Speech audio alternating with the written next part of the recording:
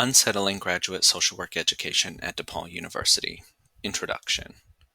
The following is an excerpt from my master's thesis, consisting of the introduction and subsections therein. Formatting, most notably the citations, are adjusted slightly to fit the formatting capabilities of this platform.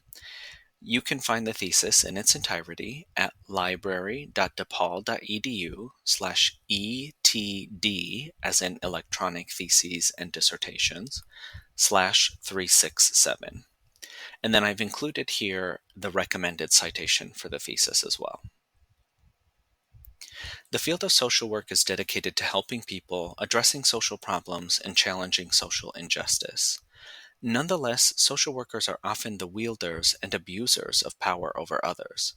A reflection on the history of the field reveals that it/we have often been the perpetrators of violence against marginalized communities. In their book, Decolonizing Pathways Towards Integrative Healing in Social Work, and there's a link in the text here where you can purchase the book from the publisher, Chris Clark and Michael Yellowbird argue that social work developed, quote, in step with settler colonial nation-building projects in the late 19th century. Its aim has been, paradoxically, to challenge state policies and advocate for social justice, while supporting and operating with oppressive colonizing structures.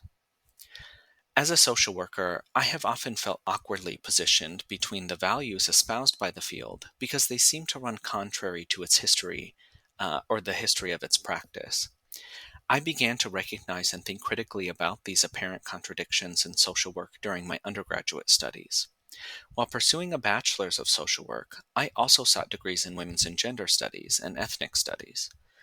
While my interest in the latter two fields of study was born out of my experience in sexual violence prevention, my understanding of social structures quickly grew to see how patriarchy was constructed or connected to heterosexism, capitalism, neoliberalism, imperialism, and settler colonialism.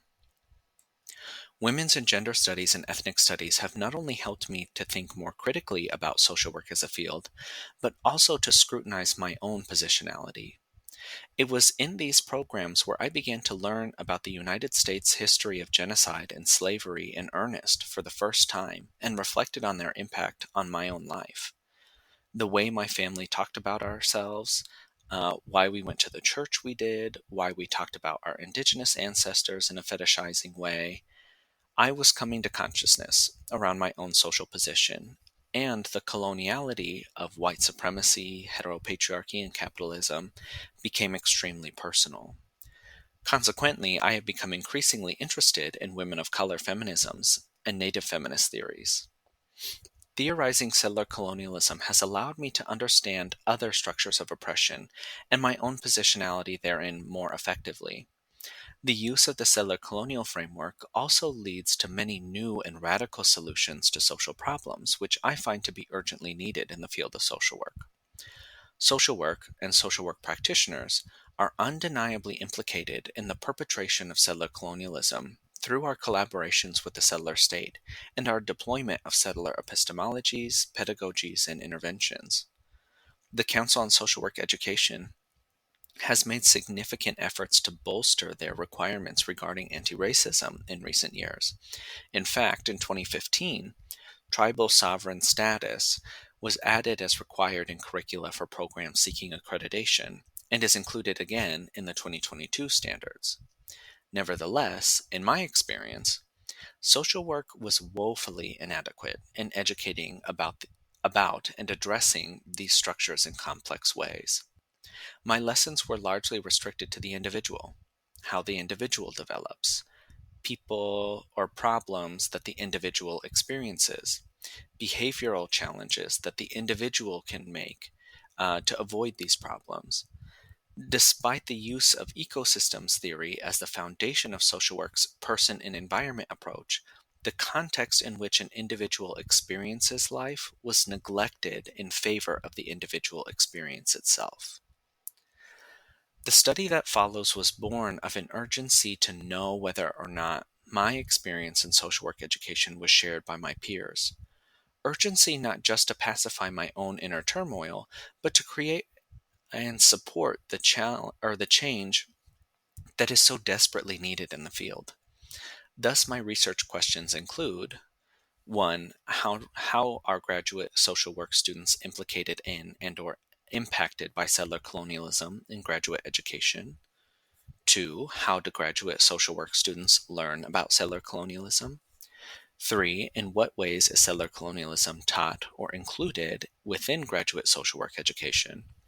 And four, how are Native peoples' social and material experiences taught or included within graduate social work education? As a student in the Department of Social Work at DePaul University in Chicago, it is incumbent upon me to turn towards my position, education, and my peers here to answer these questions. Indeed, there are graduate social work students all over the country and around the world, and I have heard similar questions arise from colleagues in programs with which I am not familiar. As I benefit from the occupation of land by the city of Chicago and by DePaul University, however, I feel the responsibility of specificity to place. My education is happening here. I am a practicing social worker here, and my peers and I will likely continue to practice in the city and the surrounding area after we graduate. Thus, I must focus on the particularities of our experiences at DePaul in hopes that we might offer sincere reflections on our education. Consequently, my thesis is a qualitative research study that uses focus groups to explore how the Department of Social Work at DePaul University teaches about settler colonialism, decolonization, and Native peoples. Theoretical framework. There is a growing body of literature regarding social work's role in colonialisms around the world. Scholars and activists contributing to this body offer illuminating perspectives and critiques which are vital to any individual social worker or social work practitioner or program hoping to challenge social injustice and depart from the settler status quo. This section explores this literature in order to establish a framework for settler colonialism with which to assess how and what graduate students learn in the Department of Social Work at DePaul University. Indigenous social work. The primary example of social workers' attempts to develop a framework which takes seriously the role of the field in colonialisms is Indigenous social work. Articulated mainly in the anthologies Indigenous Social Work Around the World Towards Culturally Relevant Education and Practice, edited by Mel Gray, John Coates, and Michael Yellowbird, and in the second edition entitled Decolonizing Social Work, with Tiani Hetherington as an added editor. Indigenous social work is the most impactful intervention regarding colonialism in the field in the last decade. And there are links in this part of the text as well, which will take you to the publisher's site where you can purchase both of those volumes. The core of Indigenous social work's critique is that social work was formed on a foundation of colonization and exclusion of the well-being of Indigenous peoples, and is, therefore, not significantly different in its assumptions and protections of the colonial status quo than other mainstream organizations or institutions that maintain the interests of the colonial state. They further argue that the field has focused on developing education and practice based on Western values, such as professionalism, rationalism, and reflective individualism, before attempting to adapt them to address problems which arise in Indigenous communities throughout the world. In doing so, social work has constructed a system supporting the idea that the West is best and the rest need to be more like them in order to solve their problems. By contrast, quote, Indigenous social work is deliberately political and framed within the discourse of human rights and social justice with contemporary manifestations marked by the ever-present memory of Indigenous peoples' unjust treatment under colonialism. Thus, Indigenous social work holds that, quote, knowledge should arise from within the culture, reflect local behaviors and practices, be interpreted within a local frame of reference, and thus be locally relevant. It insists on the efficacy of grassroots efforts, value of Indigenous knowledge systems, and is critical of transnational systems which oppress Indigenous peoples in all areas of the world. It promotes self-determination by advocating that social workers rely on knowledges, strengths, and methods used by the communities themselves rather than relying on adapting external interventions. Indigenous social work is an urgently needed step towards addressing colonialism within the field. However, as the title of the first edition suggests, the editors and contributors touch on colonialisms around the world. Thus, they theorize about multiple types of colonialisms, producing multiple types of indigenous subjectivities. As the focus of this study is on the Department of Social Work at DePaul University and about social work education as it happens in this US based entity, it is important to consider the specific type of colonization which structures US society. Native feminist theories. For me, the most efficacious body of literature for understanding the specificity of colonialism in the US are Native feminist theories. In their piece, Decolonizing Feminism, Challenging Connections Between Settler Colonialism and Heteropatriarchy, Maylie Arvin, Eve Tuck, and Angie Murrill define Native feminist theories as, quote, those theories that make substantial advances in understandings of the connections between settler colonialism and both heteropatriarchy and heteropaternalism. Native feminist theories focus on compound issues of gender, sexuality, race, indigeneity, and nation.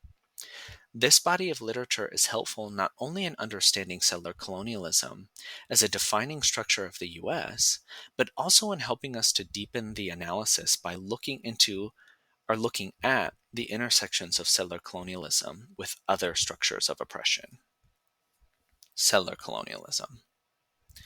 Settler colonialism is a distinct form or is distinct from other types of colonialisms for a number of reasons, including the intentions with which settlers embark on their efforts and the spatial difference between the colonial entity, indigenous peoples, and the land.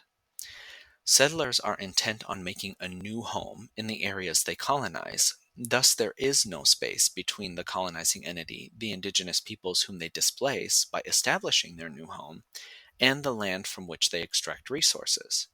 Native peoples are constantly moving within the U.S., and many native nations are spatially enveloped by U.S. occupied territory. The persistence of native peoples and nations is not essential to the settler state, however.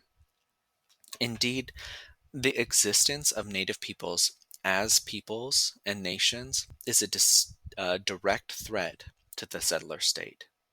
In his seminal piece, Settler Colonialism and the Elimination of the Native, Patrick Wolfe defines settler colonialism as a structure predicated on the logic of elimination of native peoples in order to gain access to territory. Within such a structure, native peoples pose a problem for the settler state because they make complete and total occupation impossible. They are a reminder of the brutal tactics used to settle and are constantly challenging the settler state's legal and moral authority to occupy the land through their efforts to organize and resist further colonial projects. Wolfe emphasizes that settler colonialism is a complex structure and is continuous through time. Therefore, efforts to eliminate native peoples are not limited to one particular area of a settler state's history. In the U.S., these efforts have been defined by war, removal from ancestral homelands, restriction to reservations, allotment of collective land into privately owned plots, family separation and assimilation via boarding schools and the foster care system, and the termination of federal recognition and trust responsibility for some tribes. One contemporary example includes challenges to the Indian Child Welfare Act, which threatened to undermine the relationship between the U.S. federal government and Native nations, the political distinction of tribal membership, and absorb Native peoples into the multicultural array of different racial groups in the broader U.S., are currently being reviewed by the Supreme Court. So, attempts at elimination continue through today. Wolfe further emphasizes that, quote, the primary motive for the logic of elimination is not race, but access to territory. Territoriality is settler colonialism's specific, irreducible element. Thus, in settler colonialism, human relationships with land are restricted to an individual and his property. Historically, this has allowed settlers to own the means of production and leverage those means for the accumulation of wealth, sometimes over many generations. Some settlers have also presumed ownership over other humans and compounded their profit potential through the mechanism of chattel slavery. Thus, settler colonialism shares a relationship with racial capitalism. Native feminist theories emphasize the relationship of settler colonialism to heteropatriarchy and posit that settler colonialism is also gendered. Settlers have attempted to naturalize hierarchy by imposing a system wherein only two genders exist and one dominates the other. The treaty making process between Native nations and the U.S. was often characterized by a refusal of settlers to recognize the decision making powers of non men in tribal affairs. Land ownership has also been the privilege of men in settler society. Therefore, when tribal lands were allotted into individual plots, non men were often barred from being recognized as potential landowners. Thus, as Arville, Tuck, and Morrill argue, the enforcement of proper gender roles is entangled in settler nations' attempt to limit and manage indigenous peoples' claims to land. Decolonization. In addressing the connections between settler colonialism, racial capitalism, and heteropatriarchy, Arville, Tuck, and Morrill posit that, quote, the issues facing indigenous women as inseparable from the issues facing indigenous peoples as a whole are resolved in decolonization and sovereignty. Decolonization, however, has been subject to concept fragmentation, resulting in the need to clarify its precise meaning. The scholars of indigenous social work argue that decolonization, quote, can be seen as a continuation of social work's advocacy on social justice and of progressive elements within the profession that challenge hegemonic forms of practice. They state that decolonization in the field involves acknowledging its complacency and ceasing its participation in colonial projects, acknowledging and incorporating the strengths of indigenous communities, and crediting the strengths of indigenous or the strengths and contributions of indigenous knowledges, traditions, and practices. In their piece Decolonization is Not a Metaphor, Eve Tuck and K. Wayne Yang offer a definition of decolonization that is specific in its nature and scope, as well as particular to the settler colonial structure. Tuck and Yang begin by clarifying the particularities of settler colonialism in contrast with other types of colonialism. In doing so, they highlight that decolonization may very well have multiple meanings depending on the colonial context. Nevertheless, they argue, in the U.S., decolonization has become a metaphor vaguely alluding to any social justice effort. Learning about oppression or colonization becomes decolonizing your mind. Including readings about oppression or colonization in your course reading list becomes decolonizing your syllabus, and so on. By using decolonization in this way, we lose its political significance and potential as a tool for organizing. We also render it less particular to the structure of settler colonialism and increasingly difficult to understand. Instead, Tuck and Yang insist that, quote, decolonization in the settler colonial context must involve the repatriation of land simultaneously to the recognition of how land and relations to land have always already been differently understood and enacted. That is, all of the land, and not just symbolically.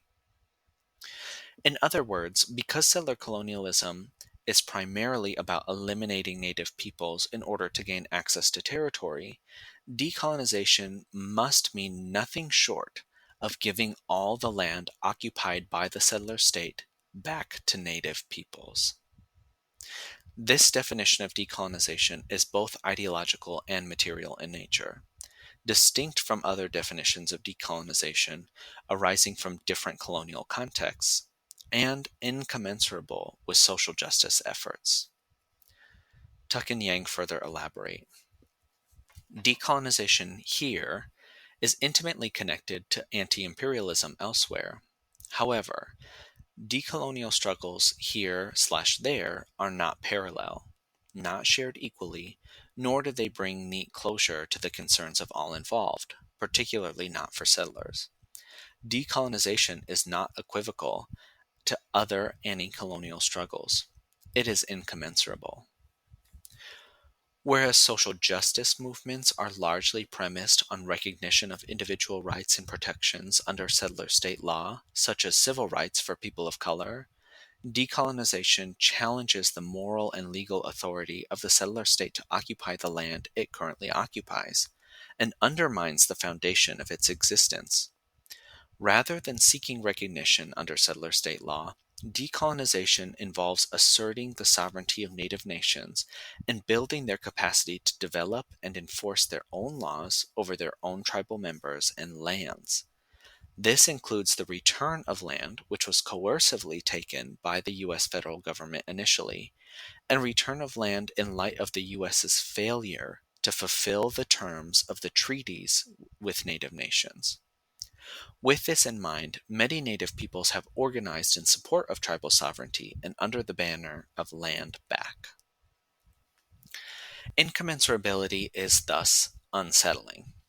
By this, Tuck and Yang mean that analyses engaging a settler colonial framework, quote, destabilize, unbalance, and repatriate the very terms and assumptions of some of the most radical efforts to reimagine human power relations.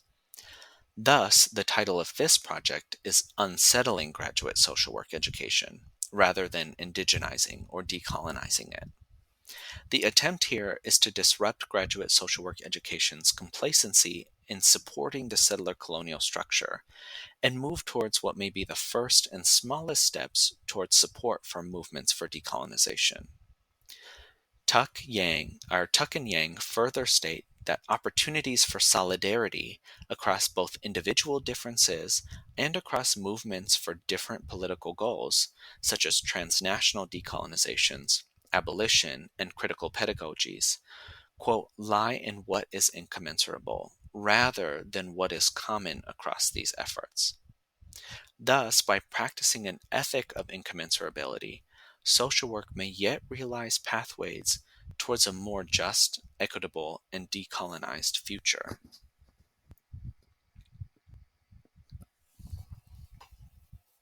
Reflecting on both Indigenous social work and citing Tuck and Yang's seminal piece, Chris Clark and Michael Yellowbird argue that decolonizing social work, quote, starts from the recognition that Indigenous peoples have been the subjects and victims of the colonizing activities of settler structures and processes, and that the goals of settler colonialism have included the elimination, manipulation, control, and replacement of the native. Decolonization concerns the repatriation of Indigenous land and life. It is not a metaphor for other things we want to do to improve our societies and schools. Decolonizing social work, therefore, is not about advancing or employing settler social work approaches. Second, mainstream social work must acknowledge the limitations of Western knowing and imperialist models of practice that have damaged Indigenous peoples and other communities. Finally, it must actively engage with and repair the damage done by many years of complicity with settler colonial domination. Context. Exploring how the Department of Social Work at DePaul University teaches on these topics requires that we understand the department's genesis and development. The department is located in the College of Liberal Arts and Social Sciences. In 2005, it grew as an offshoot of the Sociology Department into an independent Masters of Social Work program and conferred its first cohort of MSW degrees in 2008. According to its website, the MSW program was granted full initial accreditation by the Council on Social Work Education's Council on Accreditation in February of 2011. Accreditation was approved until 2015. At its February 2015 meeting, the Council on Accreditation reaffirmed accreditation, granting the program continued accreditation to 2023.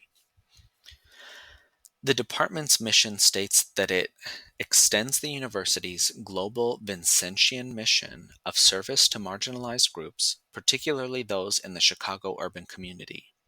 The program offers rigorous, personalized, and responsive education through collaboration with university and community partners in pursuit of social and economic justice. The Department of or the DePaul University Master of Social Work program is designed to foster excellence in community based practice with an emphasis on ethics, leadership, and scholarship.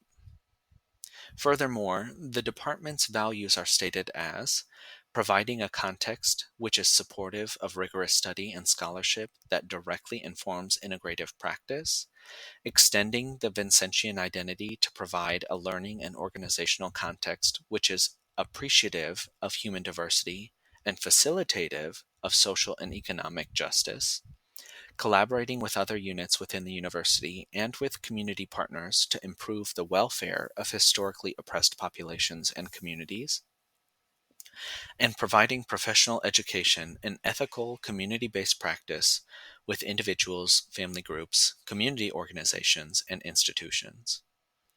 Education happens through a combination of coursework and hands on fieldwork. The department uses a cohort model wherein students complete coursework in step with their peers.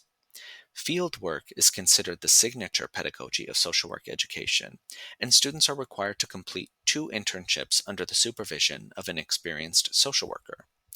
Thus, stakeholders of the department not only include students, faculty, and staff, but also community partners who serve as host organizations, sponsors, and collaborators with students in their capacity as interns.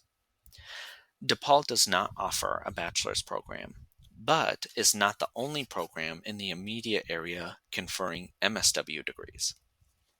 According to the U.S. News and World Report, DePaul's MSW program is listed as number 94 in the country as of 2022. Loyola University's School of Social Work, on the other hand, is number 28, and University of Illinois' Jane Addams College of Social Work is number 21. The University of Chicago's Crown Family School of Social Work, Policy, and Practice is ranked number 2 in the country. Despite the competitive field, there are several elements of social work education at DePaul that make it unique. Firstly, students in the program have the opportunity to supplement their education with coursework from other departments.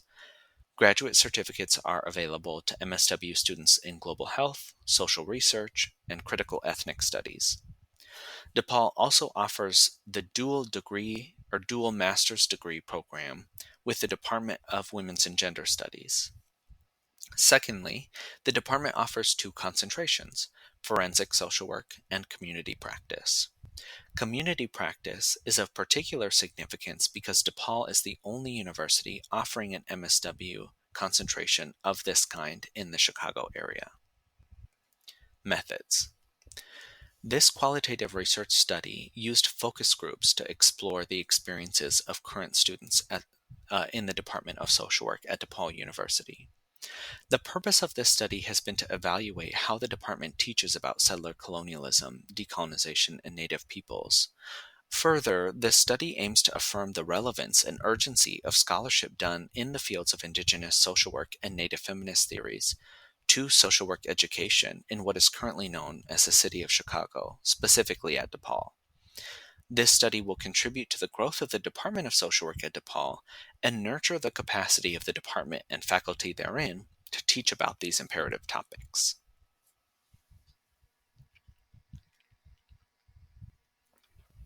Sampling. Eligibility for participation was defined simply as being a currently enrolled student in the Department of Social Work's MSW program at DePaul University. Prospective students who had not begun their graduate studies during the time that this project was conducted, and alumni of the MSW program or other former students of the Department of Social Work were excluded from participating. The chair of the department provided the initial call for participants via email to the entire student body. I was given the opportunity by individual faculty members to present a brief in-person invitation to their classes. Lastly, during a department-wide seminar, which was required for all MSW students, the chair of the department invited me to present the invitation to a mixed in-person and virtual student body. Interested students were directed to follow up with me directly via email. Once notified of a student's interest in participating, they were provided with an informed consent form via email and asked to schedule a one-on-one meeting to discuss the contents therein. A total of 8 students expressed interest in participating in the study. 6 students met with me one-on-one and signed the informed consent form. Ultimately, 4 students participated in the focus groups. 2 participants were in their first year of the program, 1 participant was in their second year, and the last participant was in their third year. 2 participants were part-time and 2 were full-time. 1 student was in the dual degree program with women's and gender studies. No participants identified as Native or was tribally enrolled. All 4 students participated in all 4 focus groups. Each student was also compensated with a $20 gift card to Jewel Osco. The project was reviewed through DePaul's Institutional Review Board and received approval on June 1st of 2022. The protocol ID number is IRB 2022-617. This project was funded by the Andrew W. Mellon Foundation via the Social Transformation Research Collaborative, or STRC, at DePaul University. The STRC, quote, champions interdisciplinary research in literature and language, history and culture, to demonstrate how the humanities deepen our understanding of ourselves and our society, empower us to act ethically and responsibly, counter racism, dismantle violence, and build a more just and equitable society. The STRC Graduate Research Fellowship of 2022-2023 theme was Influencers of Racial and Social Justice, which supported projects that explored ways to become such individuals. As the primary researcher, I received $6,000 from July to December of 2022 via student employee payroll. I was also reimbursed a total of $726.46 for supplies, including gift cards for participants, a keyboard and mouse, a standing desk, an audio recording device, and 6 books for the literature review. Okay, methodology. Focus groups are particular types of group interviews where the moderator asks a set of questions designed to elicit collective views about a specific topic. This study used semi-structured design, wherein questions were curated to be flexible and responsive to the discussion. In other words, questions were written with the intent that the moderator would be required to adjust questions to focus on a variety of topics, depending on what was most relevant for the participants of the study. Focus group questions were as follows. Focus group 1. Why were you interested in participating in this particular project? Do you feel in the department you've been taught about the history of social work as a field? Do you remember what the professor's rationale was for speaking/declining to speak about it? Would you say that it was a quote-unquote take it as you will sort of scenario, not taking a particular perspective? Focus group 2. Reflect on how the department has taught about the history of Chicago, of DePaul University, and of the field of social work. How have you been taught about their significance? Speak on examples where the department has taught about settler colonialism, decolonization, and or Native peoples. How was it taught, and in what context? Speak a bit more on your experience related to land acknowledgements. Speak more on which classes had follow-up discussions on the land acknowledgement, and did you feel it was helpful? How so? Focus group 3. Any times when faculty have touched on the topics of settler colonialism, decolonization, and Native peoples? Have any of these discussions made ties specifically to settler colonialism or decolonization? Have these discussions defined these concepts? Have you experienced any discussions of land dispossession or genocide or land back? How has the department taught you about intersectionality and connections to settler colonialism? And focus group 4. Have professors required you read the articles related to land acknowledgements? What were your main takeaways from the articles? Were they helpful in regard to social work practice? Is there literature or focus areas that you think would be more helpful related to the land acknowledgements and MSW syllabi? What are your recommendations for the department to begin/improve upon how they teach about settler colonialism, decolonization, and Native peoples? This study also utilized a virtual talking piece as a tool to facilitate discussion. Talking pieces are commonly used in restorative and transformative justice practices, such as talking circles or peace circles, but have their origins in indigenous practices throughout the world. Talking pieces are typically a physical item, which is passed from one participant to another in sequential order. While an individual holds the talking piece, the other participants agree to honor their time to speak. And while they may offer nonverbal affirmations, such as a snap, a gesture, or even a grunt, they agree not to speak until they themselves have the talking piece. A virtual talking piece involves a verbal pass from one participant to another rather than a physical one. When one is finished speaking, they state, "I will pass it to blank," and the next person has leave to speak thereafter. Sequence was determined at the very beginning of each focus group and varied from group to group. Throughout one discussion, the sequence remained the same so that each student would pass to the same person each time, simulating a talking circle. The intent of a talking piece is to provide the opportunity for each participant to respond to each question.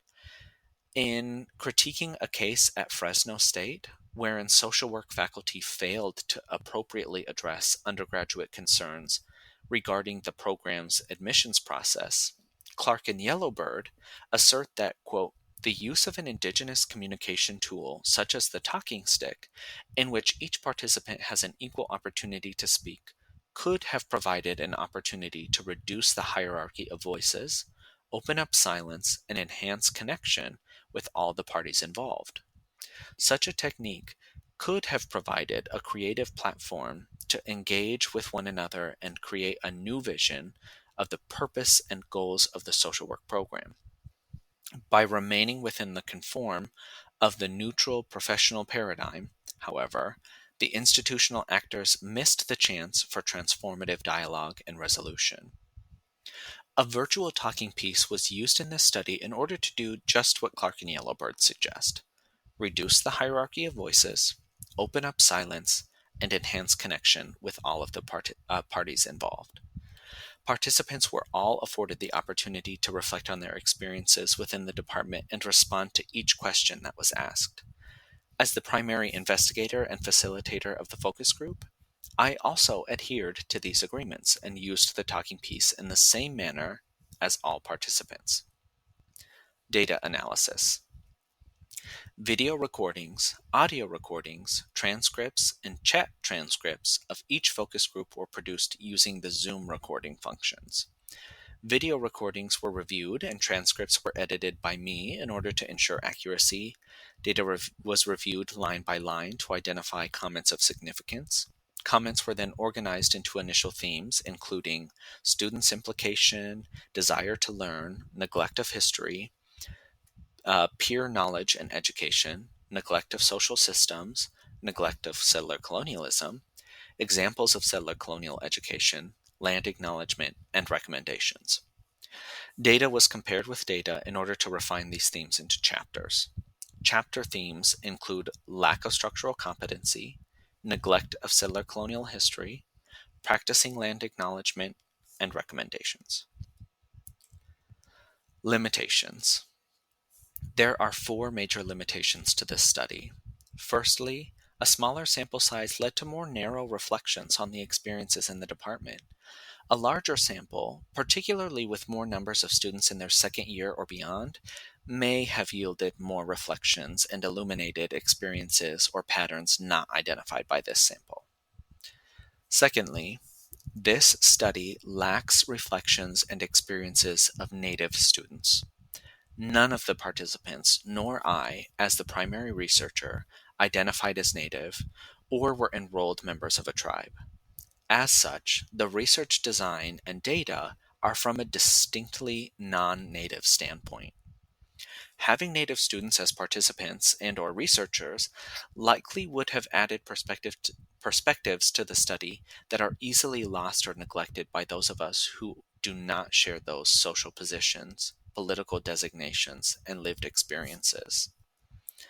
Thirdly, this study includes an analysis of students' situatedness in settler colonialism by way of their status as graduate social work students at DePaul.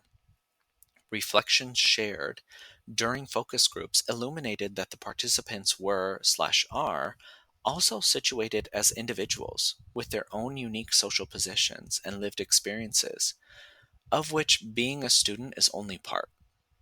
Students, faculty, and staff in the Department of Social Work would likely benefit from an exploration of their individual positions within the settler colonial structure, and further research into how this may or may not be facilitated within the department is needed. Lastly, data revealed that graduate social work education may be lacking in structural competency related to systems other than settler colonialism, such as racial capitalism, neoliberalism, imperialism, and heteropatriarchy. Further research is required to assess how the department teaches about these structures and their connection to one another. That concludes the portion of this post, which is an excerpt from my master's thesis. And at this point in the text, there is uh, um, a full footnote of sources cited. In this particular post, I used footnotes, which, as I mentioned at the beginning, are slightly different than they are in the original text, but you can see throughout the text using the footnotes specifically where I got that piece of information that I was speaking of. So I encourage those of you who are listening to pull up the written version of this post, whether that is the post itself or the original thesis document, to explore the works cited, to explore the footnotes and the bibliography, so that you can sort of follow the train of thought and follow the scholarship that was done prior to this particular chapter having been written and published by DePaul. The following posts will include chapters from the thesis, which I mentioned in this post. And each chapter will have its own separate post here on Substack and on the podcast. Thank you, of course, as always, for listening and or reading.